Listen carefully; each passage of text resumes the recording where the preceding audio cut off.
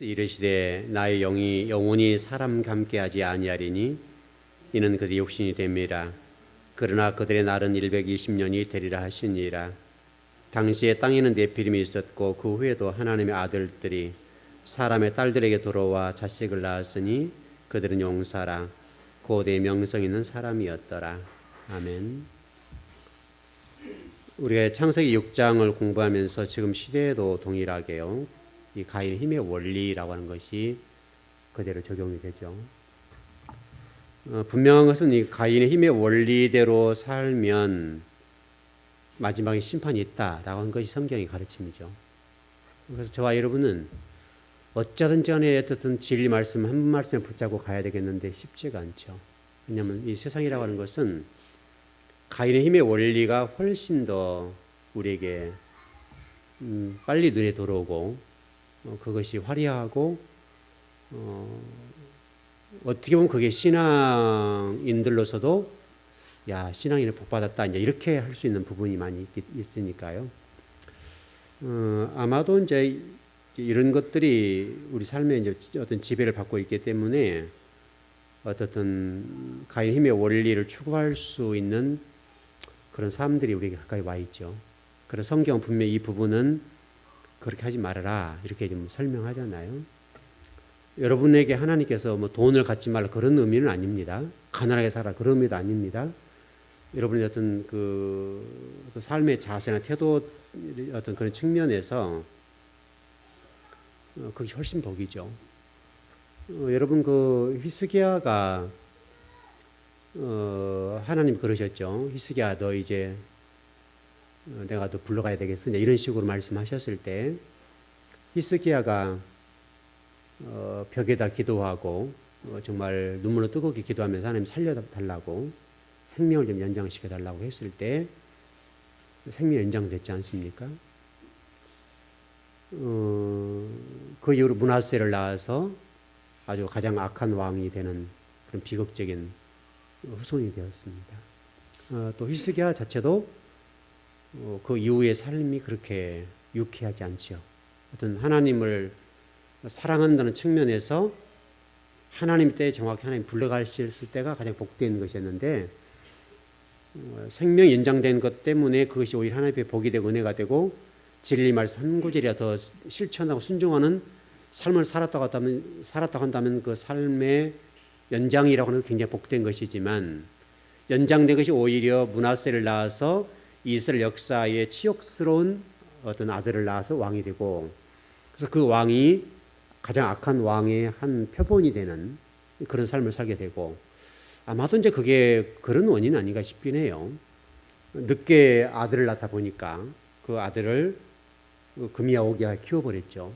그렇게 버릇없이 키우다 보니까 신앙적인 측면도 그렇고 여러 가지 측면에서 잘 가르치지 못한 거죠.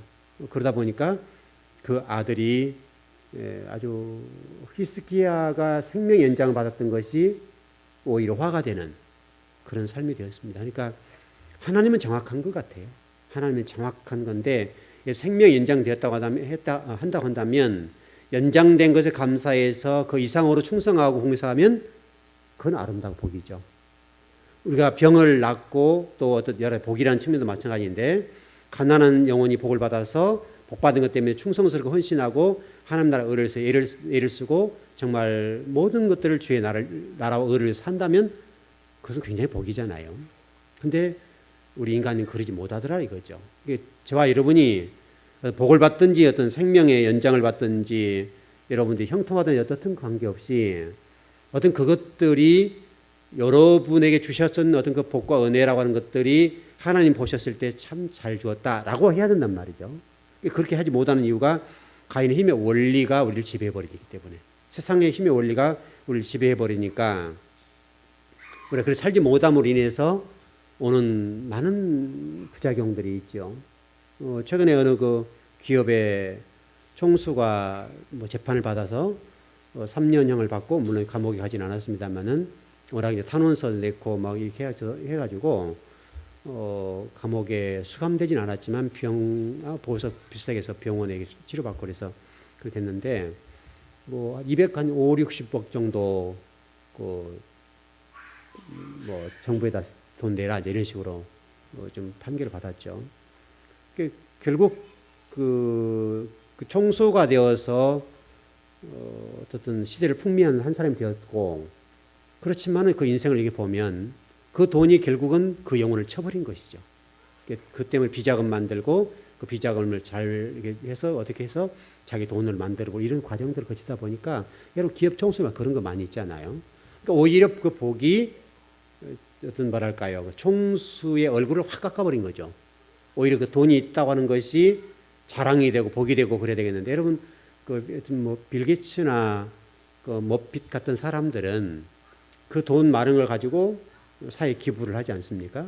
사회 기부를 해서 그 기부한 걸 가지고 많은 사람 살려내고 유익하게 만들고 이렇게 하니까 멋지잖아요. 근데 우리나라는 기부 문화 잘 안 되고 그런 것도 잘 안 되다 보니까 돈 가진 것이 오히려 그 총수를 마지막에 명예스럽지 못하게 만들고, 그 총수 일가에 우리나라를 주름 잡고 있는 그 총수 일가에 누가 되게 되는 그런 일들이 벌어지지 않습니까? 또 뭐 형제 간의 싸움도 일어나고 이런 일들 저런 일들, 복잡한 그런 하여튼 웃음거리 돼버린 것이죠. 돈 많은 것이 웃음거리 됐는데, 근데 그 돈이라고 하는 것이 그 어떤 굉장히 큰 돈인데 그 돈들이 나라와 국민들 또 민초들이 그분들을 볼 때 존경스러울 만큼의 그 정도는 돼야 되겠는데 오히려 증오스러운 상태가 되고 명예적인 측면에서 그렇게 돼버리니까 돈 가진 것이 오히려 화가 된 그런 것이죠.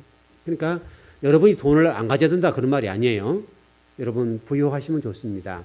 그러나 부유해졌다고 해가지고 그 부유해진 것이 여러분의 어떤 여러분의 쾌락의 도구와 하나님 떠나는 도구가 돼버리거나 하나님과 대적적인 관계, 교회와 적대적인 관계가 돼버리면 오히려 그것은 지옥스러운 부분이고 어떤 저주가 되는 것이죠.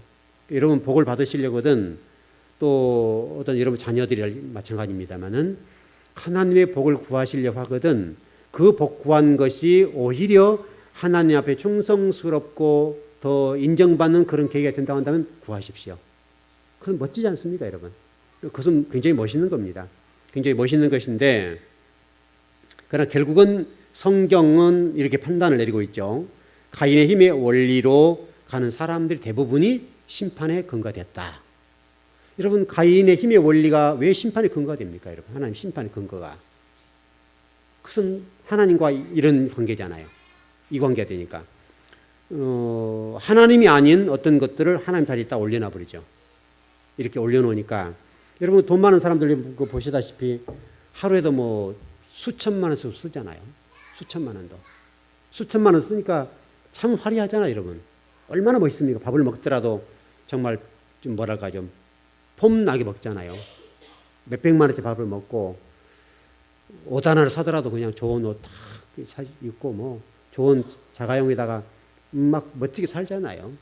근데 그것이 굉장히 복된 것 같은데 실질적으로 얼마나 그것이 우리를 타락하게 만드는지 모르죠. 그래서 분명한 가인의 힘의 원리라고 하는 것이 하나님의 심판의 근거가 되었는데 하나님의 자리를 하나님 쫓아내버리고 하나님 자리에 앉아버리니까 심판의 근거가 된 거죠. 그래서 노아 홍수의 사건이 벌어져서 다 죽이게 되는. 그리고 마지막 때에도 이 심판의 근거가 되어서 불심판이 되어서 그런 자들은 다 죽이겠다라고 하는 것이 성경의 가르침이잖아요. 여러분들이 여러분의 주신 어떤 명예나 물질 또 복이나 은혜 모든 것들이 하나님이 여러분들을 칭찬하실 만한 그런 재료라고 할까요? 그렇게 됐으면 좋겠어요. 여러분 건강도 마찬가지. 또 건강을 잃었음도 마찬가지. 잃었던 그 건강 때문에 감사할 수도 있잖아요. 어떤 분들 보면 아까 히스기야 얘기를 좀 드렸습니다만은 오히려 건강을 잃고 건강 그 잃은 것 때문에 하나님 감사하고 또 건강히 살아가는 것 때문에 감사하게 되는. 여러분 사도 바울 같은 그런 경우도 그렇잖아요. 내 은혜가 족하다라고 하는 부분 때문인데 실질적으로 사도 바울 같은 경우는 여러분 이 강단에 설교를 하다가 넘어져서 이게 막 거품을 내물 정도로 여러분 생각을 해보십시오. 그때 성도들이 그 주의 종을 바라보는 그 시각이 어떻겠습니까? 주의 종이 어떻게 저렇게 될 수 있으며 하나님의 저 정도 되는 종이라고 한다면 이방인의 정말 이방인의 사도라고 할 수 있는 종인데 저 정도 하나님 은혜 베풀어 주셔야죠. 고쳐주셔야 되는 것 아니냐. 우리 인간의 입장 그렇죠. 근데 오히려 하나님은 그것이 바울을 바울되게 하는 재료가 됐다 이 말이죠. 만일에 바울에 그게 없었다 한다면 기고만장했을 거 아니에요. 근데 오히려 바울에게 그런 어떤 뭐 설교도 쓰러져 가지고 거품을 내물고 막 눈동자가 막 뒤집어지고 이었을 때 얼마나 그 자기 나약함을 보여지냐고요. 성도들 앞에 얼마나 자기 자신이 나약하고 무능한 존재인가. 그런 존재라는 것을 알고 있기 때문에 하나님 말씀을 대언한다는 것 자체가 얼마나 복되고 자기 이방인의 사도가 되어서 말씀을 대언하고 하나님 교회를 세우고 이런 성경 13권을 쓸 만큼의 신약성의 27권 가운데 13권을 썼으니까 여러분 절반을 써버렸잖아요. 여러분 대단한 사도입니다. 그런 대단한 사도이지만 그 자기 약점이 있는데 하나님은 그러시잖아요. 네 은혜가 족하다. 너 그것 때문에 네가 바울이 된 거야. 그러니까 우리에게 주어진 어떤 약점이랄지 좀 안 좋은 것들이 있을 수 있겠는데 하나님 보실 때는 그것이 여러분과 저를 하나님 자녀답게 살 수 있는 도구가 될 수 있게 만드신다는 말이죠. 여러분에도 아마 그런 뭔가가 있을 텐데 그 뭐가 있다고 한다면 감사하시라 이거죠. 감사하시라고. 그것이 여러분들을 다잡고 하나님 나라를 섬기고 나라를 세워가는 데 있어서 여러분들 언제 드릴 수 있는 어떤 도구가 된다고 한다면 오히려 그건 복이잖아요. 그런데 만일에 그 히스기야처럼 병이 나았는데 병 나은 이후로 신앙생활을 잘못하게 되고 아들 잘못 키워가지고 오히려 이스라엘 백성들에게 누가 되고 하나님 누가 되었다고 한다면 히스기야의 생명 연장이 복이냐 이 말이죠. 모든 분들이 히스기야의 생명 연장 받고 아들 낳은 것을 복이라고 얘기하는데 제가 성경을 바라보는 관점은 그렇게 돼 있지 않단 말이죠. 여러분 생각할지 모르겠지만 제가 한 사람 목사로서 히스기야의 생명 연장된 부분에 관해서 바라볼 때 굉장히 은혜받고 복된 것이지만 그래서 그 15년이죠.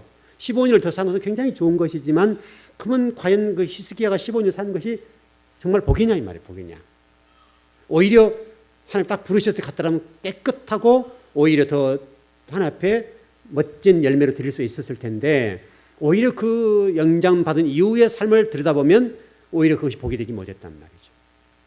그러니까 저와 여러분의 어떻든 여러분 개인적으로 여러분의 약점이 있거나 어떤 부족한 거 우리가 은혜가 족하다 했던 어떤 그 사도 바울과 같은 어떤 그 무엇이 있다고 한다면 그것이 여러분의 입장에서 할지 모르고 하나님 입장에서 이렇게 복이 될 수 있는 거죠.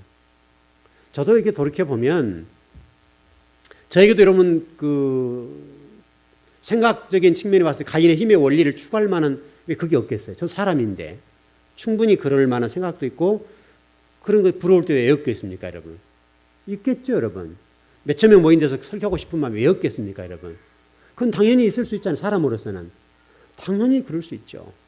그럼에도 불구하고 하나님이 저를 부르시고 저를 한번 이 생명을 한번 건드려 놓으셔서 너 그때 너 내가 데려가려고 그랬어.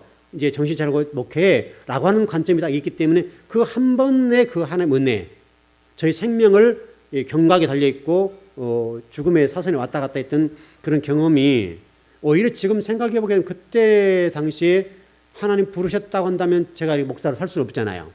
근데 저를 그때 부르지 아니하시고 목사로 살아갈 수 있도록 저를 인도해 주셨고 이 목사의 길을 걷게 만드셨는데 그때 그 일을 잊지 않고 저의 생명이 덤으로 산다는 생각을 가지고 살아갈 수 있는 그 복을 주셨다고 하는 것은 굉장히 복이죠. 그러니까 어떤 것이든지 관계없이 그것이 오히려 화가 복이 되고 하나님 충성스럽고 더 헌신하고 하나님이 그것 통해서 영광을 받을 수 있는 기쁨을 받을 수 있는 그런 어떤 근거와 계기가 된다면 그것은 복된 삶이 아니겠는가. 저에게 그게 항상 그게 있기 때문에 항상 생각해 보는 거예요. 항상. 그때 그 일.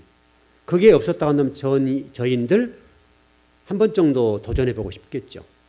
한 번 정도 그 일에 대해서 한번 해봐 이런 마음이 왜 없겠어요. 근데 그 앞에 섰을 때 제가 처절히 깨달았던 게 뭐냐면 제가 정말 주의 일을 위해서 충성스럽게 일을 했고 최선을 다했고 여러분 저는 직장 생활하자고 교회에서 일만 했단 말이에요. 부모에 대한 입장에서는 얼마나 뭐 그랬겠어요. 근데 저는 그때 너무 뜨거웠으니까 그렇게 충성스럽게 일하고 정말 교회에 정말 온갖 일을 다 했어요. 온갖 일을. 목사님 항상 신방 다닐 때 제가 옆에 운전하고 따라다니고 정말 청년 교사로서 또 뭐 구역장으로서 건축위원으로서 눈코 뜰 수 없었어요. 바빴다고요. 바쁘게. 교회 건축하는 것도 마찬가지고 엄청나게 일을 했었다고요. 그래도 불구하고 제가 딱 그 자리에 섰을 때에 저를 바라보니까 너무나 초라하고 주님께 드릴 수 있는 것이 아무것도 없는 거예요. 너무나 제가 부끄러웠어요. 그래서 하나님 이 모습은 아닙니다. 하나님 제게 생명을 연장시켜 주신다면 제가 죽을 때 부끄럽지 않게 죽을 수 있도록 도와주세요. 그 기도를 제가 드렸다고. 너무나 그때 제 자신을 돌아볼 때에 너무 내놓을 게 없는 거예요. 너무너무 초라했어요. 너무나 그렇게 한다고 하는 자체가 너무나 하나님 부끄럽더라고요. 그래서 하나님 한 번만 연장시켜 주신다면 제가 절대 부끄럽지 않게 살겠습니다. 그거요. 그 한 번의 하나님과의 만남, 그 만남이 있었기 때문에 지금 제가 이렇게 가는 거예요. 지금. 그게 만약 제게도 없었다고 한다면 저도 일반적인 목회, 그냥 성도 부흥시키고 으쌰으쌰하는 그런 목회를 했을 거란 말이죠. 근데 그렇게 하지 않는 것은 그때 그 부분, 바로 여러분들도 언젠가는 하나님 앞에 섰을 때에 언젠가는 그 모습이 있을 텐데 그때를 생각해 보면 저 같은 그 정말 초라하고 아무것도 내놓을 수 없는 너무나 얼굴을 대할 수 있는 부분이 없어서 너무너무 부끄러웠던 낯을 들 수 없는 상황, 그 상황 때문에 지금도 제가 항상 여러분들 생각하는 거예요. 그때 여러분들도 그때 하나님 섰을 때 저처럼 그 부끄러움 당하지 않은 성도가 됐으면 좋겠다. 그거요. 여러분들도 분명히 제가 오늘 말씀드린 부분이 언젠가는 생각날 때가 있을 거예요. 정말 주님 앞에 섰을 때에 우리 목사님 그때 그 말씀하셨는데 내가 이 상황이 됐구나. 근데 여러분이 섰을 때 정말 오늘 이 말씀이 여러분들 듣고 목사님도 저러셨다는데 내가 열심히 살아야 되겠구나 하고 열심히 살아서 하나님 딱 섰을 때 그 감동과 감격. 근데 이 말씀을 듣고도 평상시 살아왔던 대로 살다가 주님 앞에 딱 섰는데 주님 앞에 섰을 때 너무너무 부끄럽고 낯을 들 수가 없는 어떤 상황이 되었다고 한다고 해보십시오. 그럼 내 인생에 살았던 그 모든 것들이 아무것도 아닌 헛된 거. 우리 헛되다고 있잖아요. 공허. 헛된 삶이 되어버리니까 그때 여러분 그 얼마나 내 자신 부끄럽고 그때 그 말씀대로 살지 못했던 것이 얼마나 후회가 되고 한스럽게 되는 어느 날이 올 거란 말이죠. 분명히 여기 오늘 예배드리는 여러분 가운데도 누군가는 그날이 있을 거예요. 정말 주님 앞에 섰을 때 목사님 그 2014년도 9월 달에 그 말씀을 드렸는데 그 말씀을 들을 때 내가 별로 감동도 없고 정말 그럴까 싶었던 그 말씀. 근데 정말 주님 앞에 딱 섰을 때 정말 주님 앞에 섰는데 너무나 부끄러운 어떤 내 낯을 봤을 때 정말 주님을 쳐다볼 수 없을 만큼의 나의 어떤 열매가 없는 삶을 살았을 때 그때 느꼈던 그 아픔이요.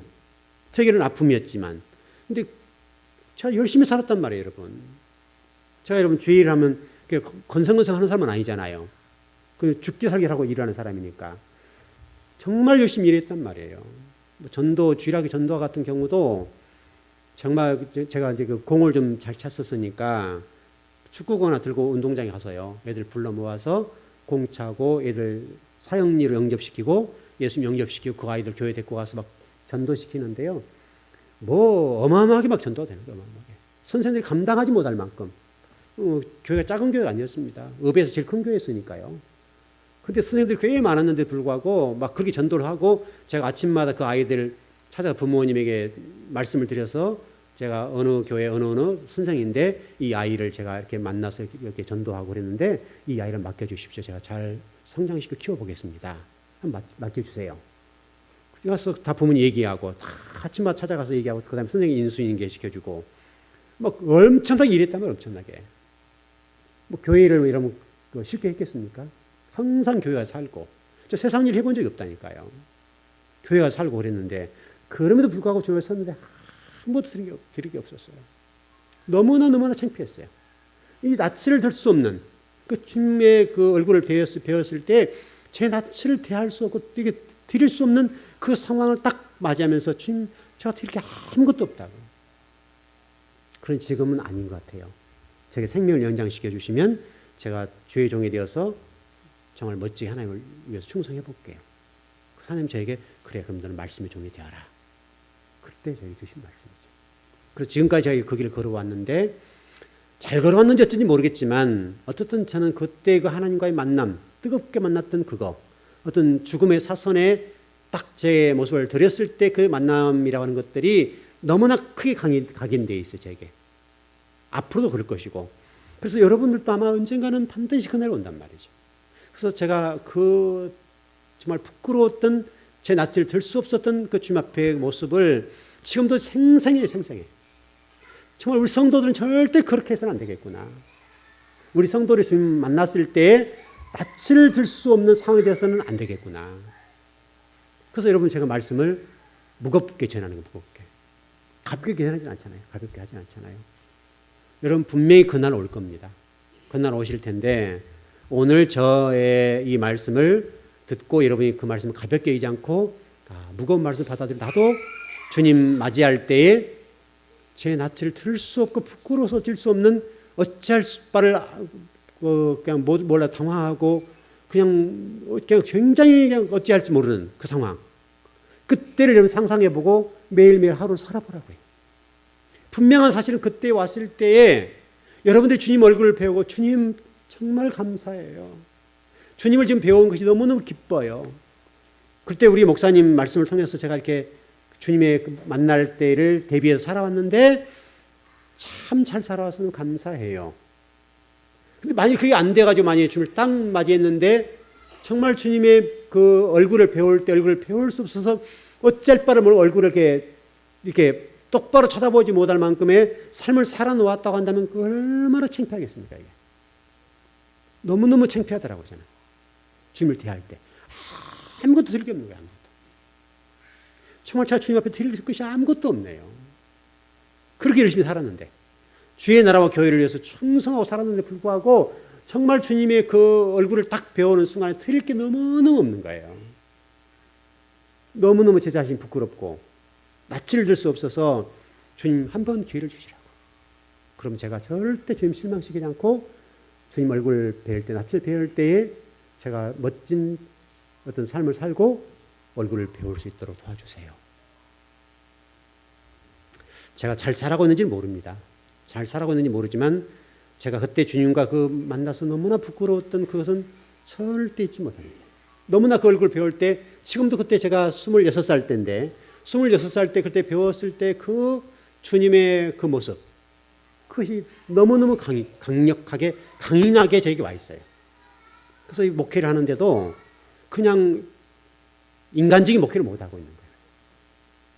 정말 저도 좀 이렇게 몇천 명 모인 데서 설교하고 싶은 마음도 있겠지만은 그렇게 할 수 없는 이유는 그때 그 주님을 너무나 강력하게 강렬하게 만나버렸어요. 강렬하게. 너무나 그때 당시에 저의 모습이 너무너무 초라하고 그 주님의 그 광채와 같은 얼굴을 배울 때 너무나 드릴 수 있는 것이 없어가지고 너무 안타까웠다고. 너무나 이렇게 열심히 살았는데 불구하고 이렇게 드릴 게 없구나 라고 하는 생각. 여러분도 분명히 어느 날 주님 만날 날이 있을 텐데 그 마지막 주님 만났을 때 저와 같은 것도 분명히 경험할 겁니다.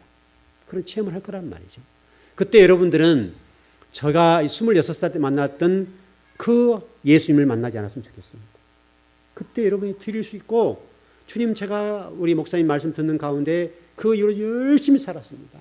그리고 제가 주님 배울 때 정말 낯이 뜨겁지 않고 부끄럽지 않을 만큼 살려고 애를 썼습니다. 그럼 주님께서 너 그랬지. 그때 내가 주의 종의 이 어떤 설교 내용을 들었다. 내가 주의 종과 만나면 그랬었다. 근데 그 주의 종이 만일에 주님이 저를 칭찬해 주신다면 그 이후의 삶을 이렇게 볼 때에 그 종이 그것 때문에 그 종이 잘 살았단다. 그럼 복이죠, 여러분. 여러분 꼭 주님 마지막 배울 때 여러분의 낯을 주님을 똑바로 볼 수 있을 만큼 그 정도 삶을 살아놓으시길 바랍니다. 그러면 괜찮겠죠. 그럼 여러분 삶이 길고 짧으면 문제를 떠나서 여러분 삶이 얼마나 복되겠습니까? 정말 즐거운 교회에서 그런 성도들이 많았으면 좋겠어요. 이렇게 말씀을 듣고도 여러분들이 대충 살다가 정말 그때 주님을 딱 배웠을 때에 여러분의 얼굴을 들지 못하고 이렇게 부끄러워서 이렇게 얼굴을 쳐다볼 수 없는 그 상황이 되었다 상상해 보십시오, 여러분. 얼마나 부끄럽겠습니까? 주님 여러분 그러실 거예요. 그때 내가 주의 종이 한 얘기를 들었는데 너 왜 그 이후로 그렇게 살았니? 나는 너를 멋지게 만나고 싶었고 내가 주의 종을 통해서 그 체험을 하게 했던 이유는 너희들 때문 아니냐라고 말씀하실 것이다.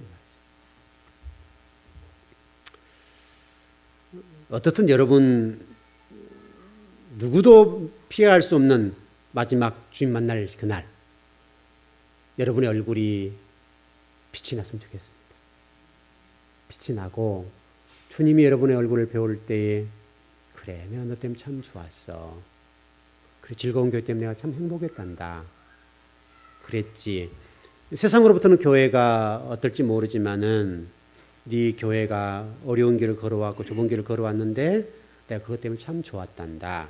이 한 말씀 끝이잖아요. 저에게 만약 그 말씀 한 말씀만 해주신다면 저로서는 영광이죠. 여러분에게도 영광이죠. 그날이 왔으면 좋겠습니다. 우리는 그날을 향해서 가는 거예요. 정말 우리 즐거운 교회가 오직 그거 하나요. 주님을 마지막 만났을 때 즐거운 교회를 칭찬하고 즐거운 교회 성도를 칭찬해주고 저를 칭찬해주는 어떤 그 한 번의 그 한 번 그것 위해서 가는 거예요. 그 길이 쉽지 않습니다. 오늘 예배하는 여러분들에게는 그 날이 정말 복된 날이었으면 좋겠습니다. 정말 복되었으면 좋겠습니다. 정말 복되어야 됩니다. 여러분 주님 얼굴 한번 상상해 보십시오. 빛이신 그 예수 그리스도, 정말 빛 자체이신 그 예수 그리스도를 배울 때에 우리가 어떻게 대해야 될 것인가? 우리가 어둠이면 어떻게 그걸 대할 수 있겠습니까? 우리 스스로가 거룩해진 상태와 빛의 상태, 진리를 가진 상태, 진리를 증거한 상태, 그런 상태가 되어야 주님을 배울 수 있지 않겠냐 이거죠.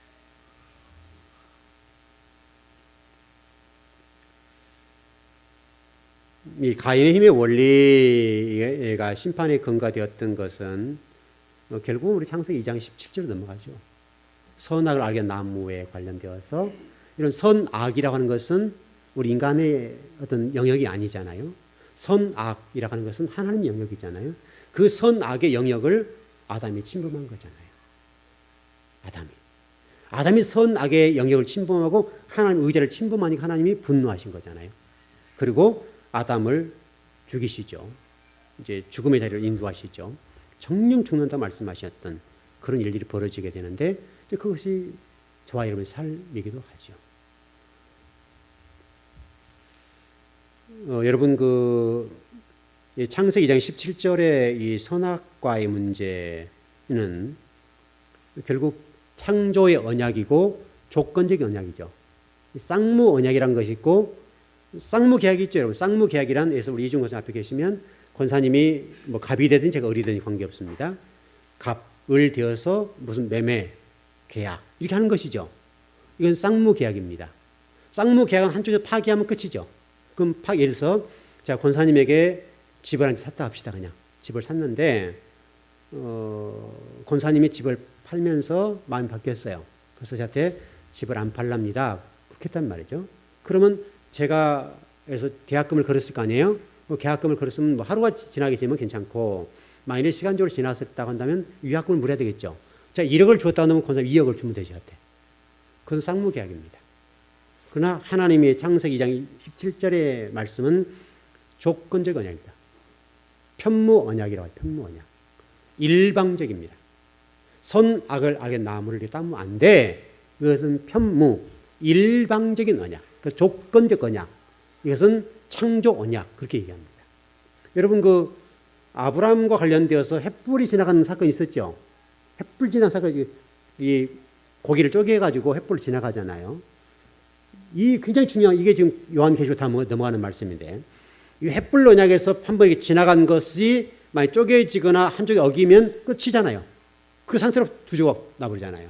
그게 여러분 아브라함이 예배 한 번 잘못 드린 거 그것 때문에 이루어지는 사건들 아닙니까? 이게 하나님과 우리 관계예요. 하나님 지나갔던 것들이 파괴되면 끝이에요. 그래요. 그냥. 그 자체가 쪼개진 상태 끝이에요라고. 쪼개진 상태로. 그게 여러분 가인의 힘의 원리의 문제고 창세기 2장 17절의 문제입니다. 여러분 10계명 가운데 2계명을 한번 우리 같이 한번 보실까요? 출애굽기 20장 보시죠. 2계명.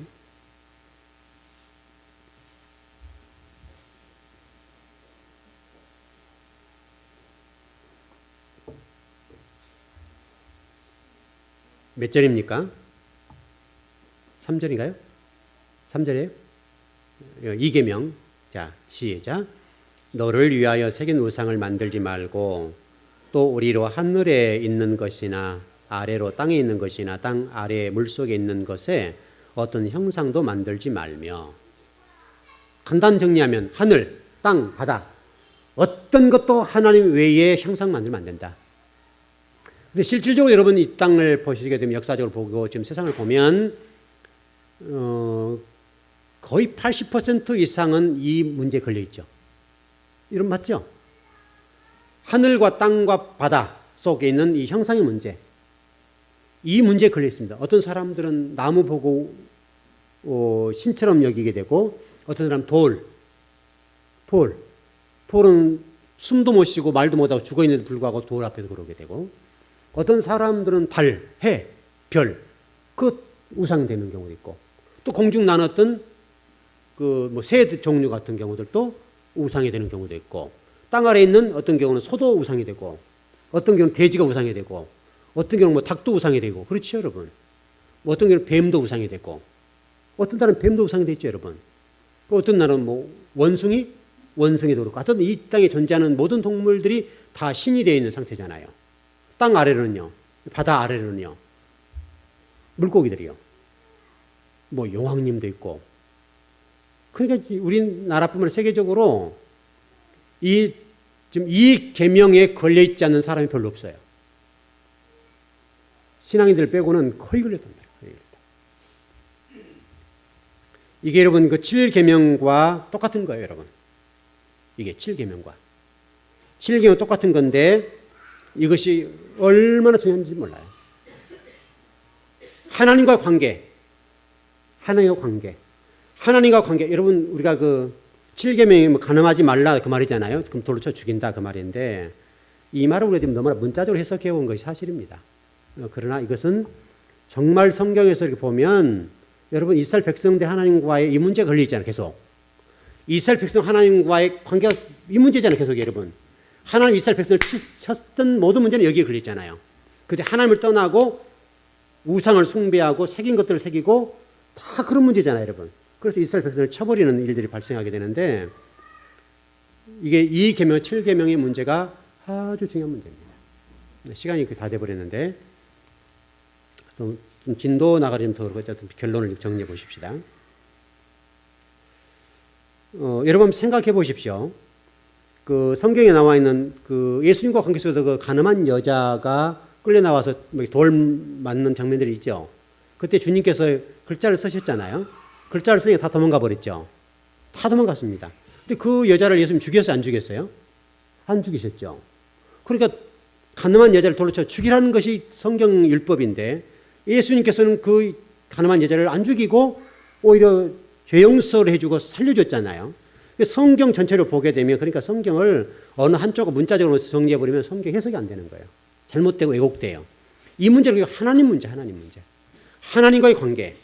그게 잘했단 말이 아니에요, 여러분. 그 말이 아닌데, 우리가 너무나 이것을 문자화시켰다라고 볼 수 있고요. 어떻게 좀 정리해 보십시다. 여러분들이 인생을 살아가면서 힘의 원리에 근거해서 살 수 있는 부분이 있을 겁니다. 그리고 힘의 원리에 의해서 사는 어떤 부분이 있다고 한다면 그 부분이 여러분 유익이 됐으면 좋겠습니다. 건강이면 건강, 명예면 명예, 물질이면 물질, 성공이면 성공, 어떤 세상적으로 여러분 권력을 가지고 하십시다. 그러면 그 권력이 주의 나라와 의를 위한 도구. 그러면 멋있어요, 안 멋있어요? 멋있죠, 여러분.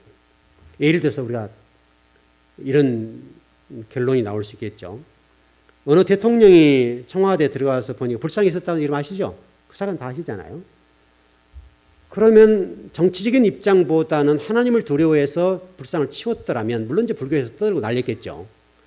그래도 설령 그렇다 해서 어떤 정치적인 대통령으로서 고난이 위태로운 상황이 됐다 하더라도, 설령 그랬다 하더라도 그걸 치워버리고 하나님 앞에 제가 이 청와대는 치워버렸습니다 라고 했다고 하면 어떻게 되겠어요? 세상은 덜 그렇겠죠. 또 종교계 입장에서는 불교가 굉장히 난리를 쳤겠죠. 그 또 투표권이 있으니까 행사했겠죠. 그래도 하나님 앞에 떳떳하게 그걸 치워서 나는 우상 숭배 못한다 라고 단호하게 해버렸다면 어떻게 될까요, 여러분? 그 문제 아니겠어요? 여러분 최근에 그 종교 지도자들 가운데 존경할 만한 지도자가 있는가 해서 기독교에 2명이 나왔어요. 2명. 누군지 아세요? 한경재 목사님 한 분하고 조영기 목사님이세요.